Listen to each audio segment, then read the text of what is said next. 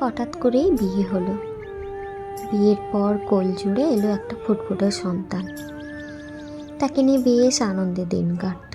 তারপর মনে হলো যে আর এক সন্তানকে বাড়িতে আনা যাক। হঠাৎ করেই এক রাতে ওই সন্তানকে আমার পাওয়া। নিজের স্বইচ্ছায় সবাই বারণ করেছিল, একা আছিস, ভালো আছিস, কারোর মায়ায় জড়াস না।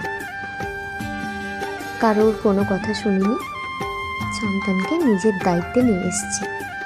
তবে থেকেই আমি নিজে মানি যে আমার 2 সন্তান, আমার 2 ছেলে।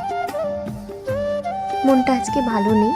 রাত পোয়ালেই আর হাতে মাত্র 2 দিন, তারপর সব কিছু একটু হলেও অন্যরকম। একটু কি, পুরোটাই আলাদা। এখন বানাচ্ছি নাড়ু। কার জন্য বানাচ্ছি, যারা আমার পুরনো ভিউয়ার্স তারা অবশ্যই বুঝতে পারবে। আমার বাড়িতে গোপাল সোনা আছে, তো তার জন্যই তিলের লাড্ডু বানাচ্ছি। যবে থেকেই আমি বাড়িতে লাড্ডু গোপাল নিয়ে এসেছি তবে থেকেই কিন্তু আমি রোজ 3 বেলায় গুড়ের লাড্ডু দিই আমি গোপাল সোনাকে খেতে। তিল ভেজে রেখেছিলাম আগে, নারকেলের সঙ্গে একটু আদার রস আর গুড় দিয়ে ভালো করে মেখে রেখেছিলাম। আমি একসঙ্গে বানিয়ে নিয়ে না বেশি করে ফ্রিজে স্টোর করে রাখি, ভেজ কাউন্টারেই অবশ্য রাখি। ওই ফ্রিজটা আমি অবশ্য লাড্ডু গোপালের জন্যই এত বড় ফ্রিজটা আমার নেওয়া হয়েছিল।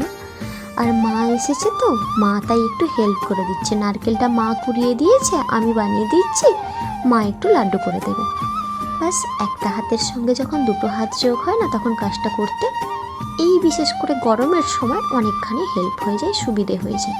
নাহলে একা একা না সারাদিন কাজকর্ম, একটা বাড়িতে ছোট বাচ্চা সামলানোর পরে লাড্ডু গোপালও একটা ছোট বাচ্চা, তো সব মিলিয়ে মিশিয়ে না দিনটায় আর দিনের শেষে নিজের অবস্থা খুবই শোচনীয় হয়ে যায়। এদিকে মার প্রায় লাড্ডুগুলো বানানো হয়ে এসছে, আর ওই 10টা মতো হবে হয়তো, 1 গামলির কাছাকাছি। এদিকে আমি রাতের রান্নাটাও বসিয়ে দেবো, নিরামিষ রান্নাই করব। ইন্ডাকশানে আমি ভাত বসিয়ে দিচ্ছি, আর এদিকে পটল ফ্রাই করছি।